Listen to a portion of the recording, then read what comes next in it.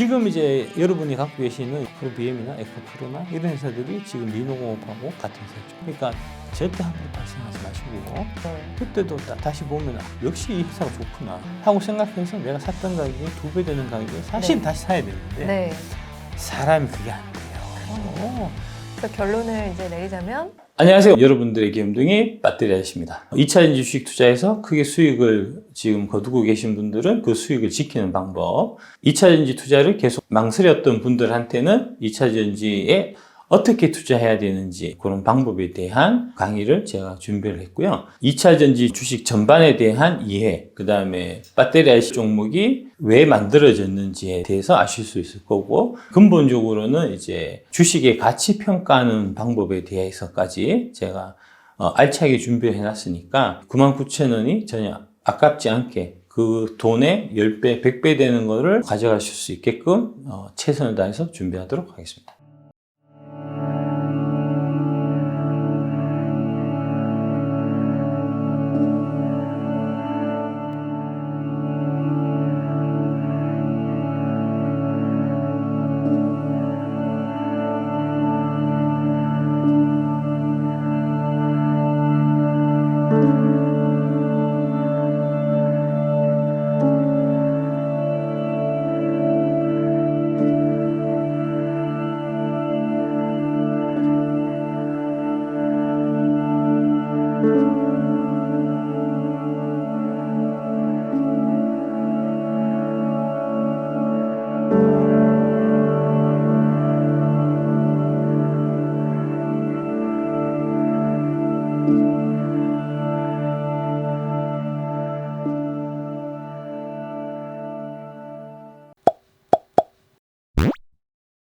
그러니까 그런 리스크한 요인들을 이제 애널리스트들이 개인 투자자들한테 필요하게 얘기를 해줘야 돼요. 그래서 이제 얘기해주고 그다음에 판단은 본인이 하더라도. 게다가 또 한 가지 문제가 이제 중국의 그 인텔 공장을 낸드 공장을 사갖고 비싸게 그걸 또 거기 생산을 못하는 상황인데 중국이니까. 예. 그래서 이제 삼성전자 입장에서 보면 3개가 있는데 3개보다는 2개가 낫겠죠. 근데 이제 그 두 번째 해당되는 회사가 하이닉스보다는 여기 마이크론이 가능성이 많은 것 같습니다. 지금 상황에서는. 예. 마이크론이 훨씬 재무적인 안정성이 있으니까요. 그래서 여러모로 하이닉스는 되게 좀 위험한 상태다. 이거는 꼭 한번 정리하시고 가셔야 된다고 제가 말씀드리겠습니다. 그렇죠. 이 삼성전자 같은 경우에는 사실 반도체만 있는 건 아니잖아요. 그렇습니다. 이 회사는 다르게 실적을 백업해 줄 수 있는 다른 사업부들이 또 탄탄하게 있습니다. VD 사업부나 모바일 사업부나 뭐 가전, 생활가전이라든지 기타 등등 것들이 있지만 SK하이닉스는 또 그런 부분이 부재하기 때문에 더 취약할 수밖에 없을 것 같아요. 예. 그래서 그건 좀 심각하게 생각하셨으면 좋겠고요. 반도체하고 그 2차 전지 산업에 있어서 이제 여러 가지 차이점이 있는데 그 중에 또 결정적인 차이점이 생태계에 있어요. 이게 이제 1999년도에 이제 주성 엔지니어링이라는 회사가 그 증시에 상장했습니다. 이때 당시에 대단한 그 환호와 큰 기대를 한 몸에 받았던 게 사실 저 회사예요. 저게 이제 CVD라고 저게 그 정착 장비, 그 전공정 장비를 생산하는 회사여갖고 그때 당시만 해도 이제 우리가 장비 쪽은 기술력이 떨어져서 이제 후공정 장비밖에 없었거든요. 전공정을 저게 처음 하는 회사여갖고. 그래서 앞으로 이 회사가 이제 한국의 반도체 장비 산업을 좀 이끌어가지 않겠나 하는 기대를 사실 많이 모았었는데 실제적으로 주가는 되게 안 좋았습니다. 그 딱 상장한 이후로부터 이렇게 하락해서 6만 원까지 갔던 게 아직 11,000원밖에 안 되니까 지금 20년 동안 그러니까 진짜 재미가 없었던 거거든요. 저게 이제 사실은 가장 큰 문제점이었습니다. 우리나라는 이런 장비들이 생태계가 없죠? 아예 없어요? 주성 같은 경우는 제가 삼성전자하고 좀 이제 싸움이 있었던, 다툼이 좀 있었던 뭐 그런 얘기를 제가 들었고요. 하여튼 어쨌든 간에 이제 이런 장비 업체를 우리 이제 반도체 생태계에서 키워내지 못했다는 게 지금도 사실 큰 문제고, 최근에 이제 미국 관련해서 미국이 우리 기술 빼간다 뭐 이런 얘기하고 미국의 치포 동맹에 들어가려고 했을 때 우리가 이제 미국 얘기를 거부할 수가 없는 게 미국의 반도체 장비가 없으면 우리가 반도체를 못 만드니까요. 못하죠. 어플라이드 메터리얼 없으면 그러니까요. 안 되죠. 그러니까요.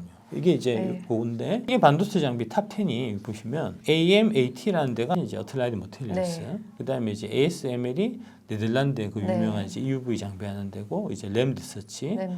TL이 저게 일본 회사인 것 같은데 도쿄 일렉트론, 네. 예, 일본 회사고, 그다음에 KLA가 이제 KLA 덴코라고 이제 역시 마찬가지로 일본 회사고, 그다음에 뭐 6, 7, 8 히타치 있고 뭐 이렇게 해서 10등까지 있는데 네. 저 세 개의 저 그 KLA 덴코까지가 이제 좀 되게 큰 회사로 이제 네. 쳐주는 반도체 장비 회사들이고요. 어쨌든 간에 총 10개 회사 중에서 미국이 3개, 네덜란드가 2개, 일본이 5개, 대한민국 없다는 거죠. 이게 가장 큰 문제점이라는 거죠. 왜 그 오랜 기간 동안 이게 생태계가 자리 잡지 못했는지 그게 참 아쉬워요. 예. 그러니까 반도체 쪽에 투자하기가 어려운 이 심리적 장벽이 되는 것 같아요. 예. 삼성전자 때문입니다.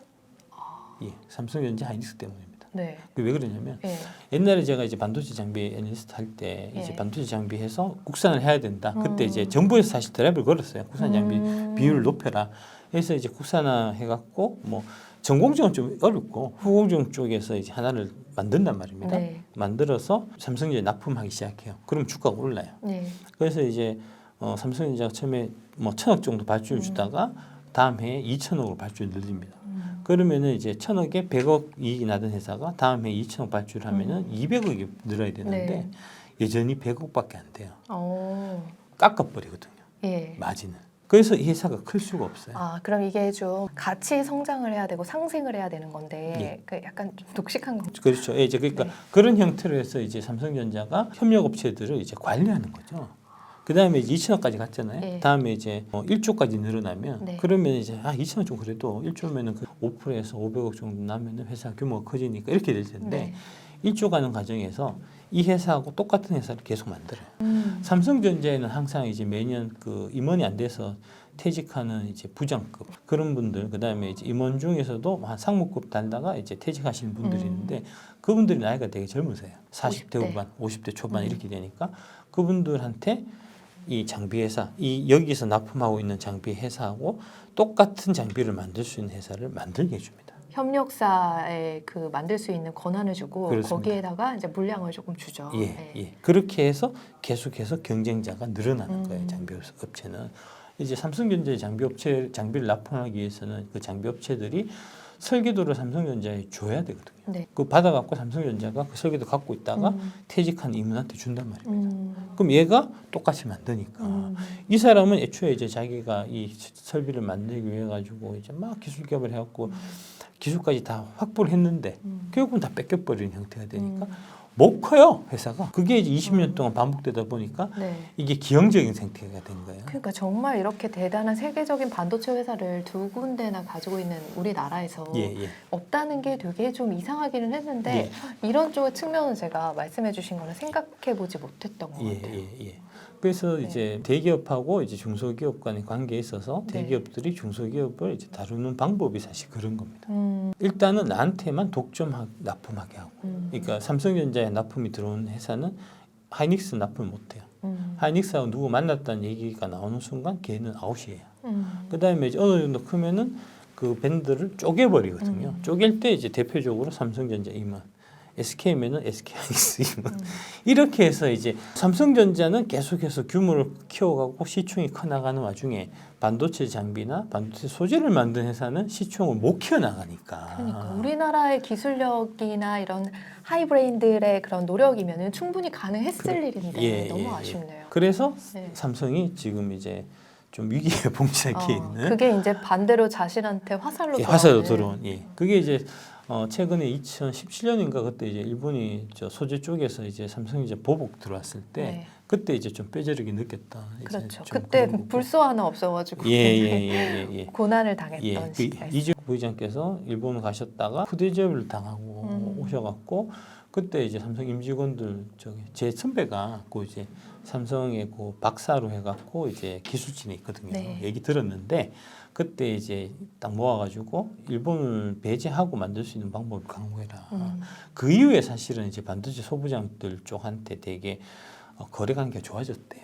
제대로 그렇죠. 좀 챙겨주고. 그때부터 약간 상생에 대한 이야기도 더 활발하게 나오기 시작하고요. 그랬는데 지금 아마 다시 좀 상태가 좀 어려지지 않겠나. 모회사가 지금 적자나는데 이것도 뭐 국가에서 인심이 나는 거지. 우리가 지금 허덕허덕 하는데 소부장을 지금 챙겨줄 때는 아니거든요. 더 이게 좀 더 빨리 선제적으로 대응을 했었어야 되는데 좀 그렇습니다. 늦었다 그런 예, 생각이 듭니다. 예, 그렇습니다. 그다음에 이제 제가 2차전지 쪽에서는 폐배터리는 투자하면 안 된다 네. 하는 말씀을 드리는데 그게 예. 바로 이제 이 신성 ENG 때문에 그렇습니다. 어. 제가 아까 말씀드렸던 그런 형태로 예. 이게 이제 여기가 뭐 하는 데냐 하면 클린룸 하는 데예요. 음. 처음에 이 회사가 클린룸 할 때는 이 회사가 유일했어요. 네. 그래서 보시듯이 대략 한 1,000원에서 시작해갖고 13,000원까지 갔으니까 네. 1년 만에 이게 한 2년 만에 13배가 올랐잖아요. 와. 저 때는. 네. 저 때는 저기 클린룸이 사실 첨단 장비였거든요. 저 때는. 근데 뭐 지금은 클린룸은 뭐 소나게나 다 하는 되게 이제 좀 쉬운 거니까. 네.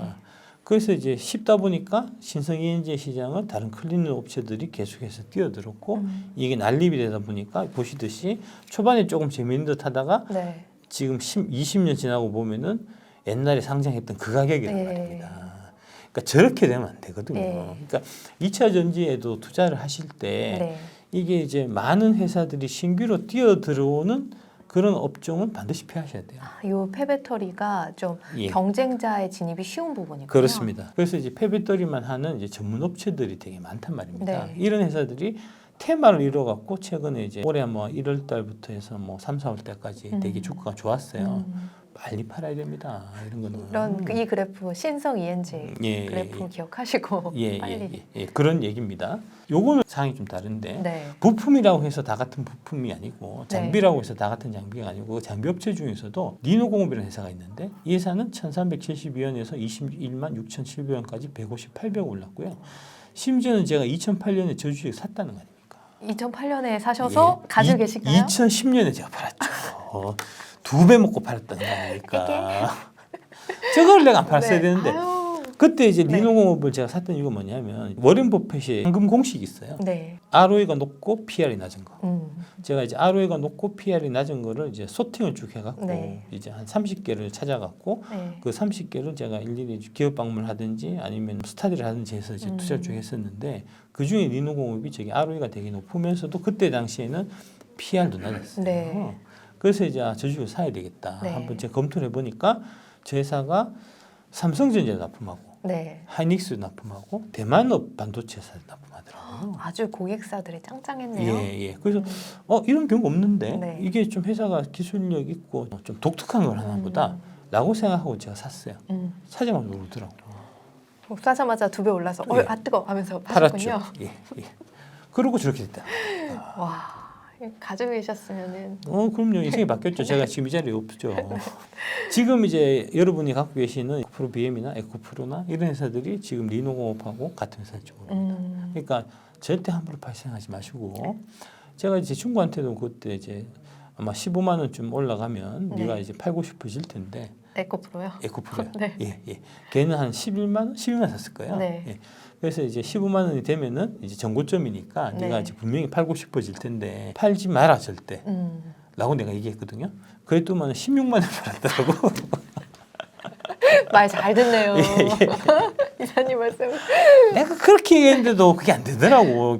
이게 습관이 중요해. 습관이. 네. 일단 이제 우리 주주님 같은 경우는 일단 3년 보고 가시니까 일단 그럼요. 저는 안 팝니다. 예, 예. 네. 그러니까 이렇게 돼야 좋은 거 안 되는데 팔아요. 예, 예.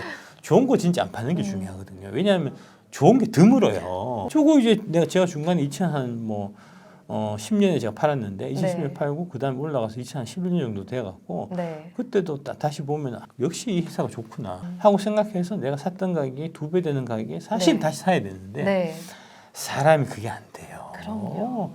그 알량한 자존심 때문에 내가 만에 샀던 걸 이만 어떻게 다시 삽니까?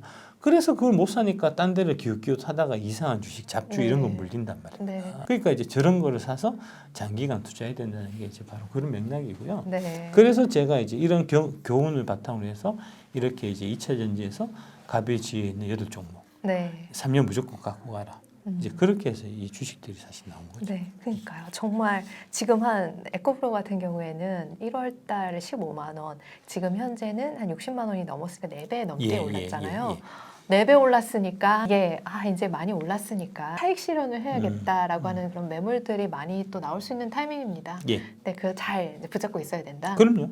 남들 30% 오를 때 네. 이제 4배가 오른 주식은 그만큼 대단하고 위대한 회사라는 얘기. 그럼요. 지금 게다가 고금리 시기에 그럼요. 이렇게 고성장하는 기업을 찾았다라고 하는 것 자체가 굉장히 그렇습니다. 네. 예.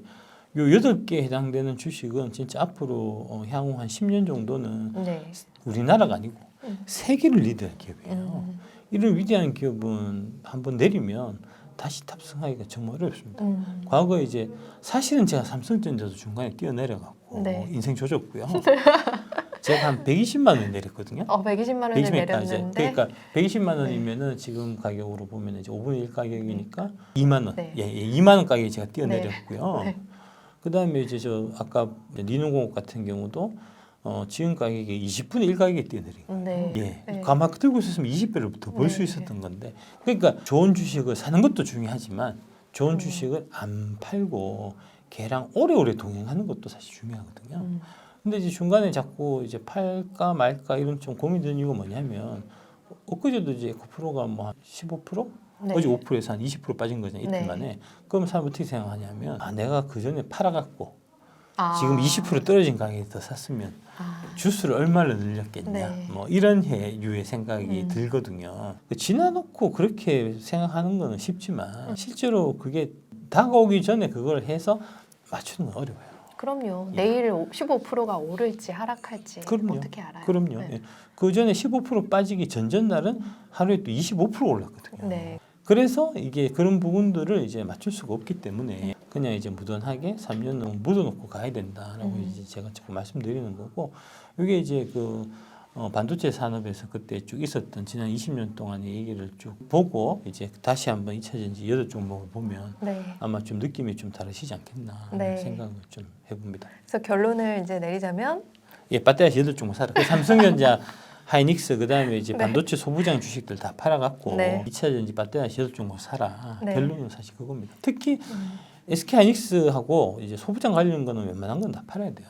특히 지금 제일 나쁜 거는 사실 SK에 납품하는 이제 설비 장비 소부장 쪽이죠. 네. 지금 SK 하이닉스가 지금 저렇게 위험하니까 코스트 푸시를 많이 하겠죠. 가격을 낮춰야죠. 모기업이 어려운 상태인데 지금 뭐 협력업체를 지금 챙겨줄 수 있는 상황이 아니잖아요. 그러니까 그런 부분들 좀 빨리 판단하셔갖고 이제 좋은 결단을 좀 내리시기 바라겠습니다. 네. 예. 600만 명 삼성전자 주주님들의 고민이 되게 깊어질 수밖에 없는 시점일 것 같은데요. 예. 오늘 또 많은 근거들 제시해 주셨으니까 그거 잘 좀 검토해 보시고 스스로 숙고하셔가지고 결정 내리시면 될 것 같습니다. 이 첫 번째 이제 저희 삼성전자 관련된 내용은 여기서 마무리를 하고요.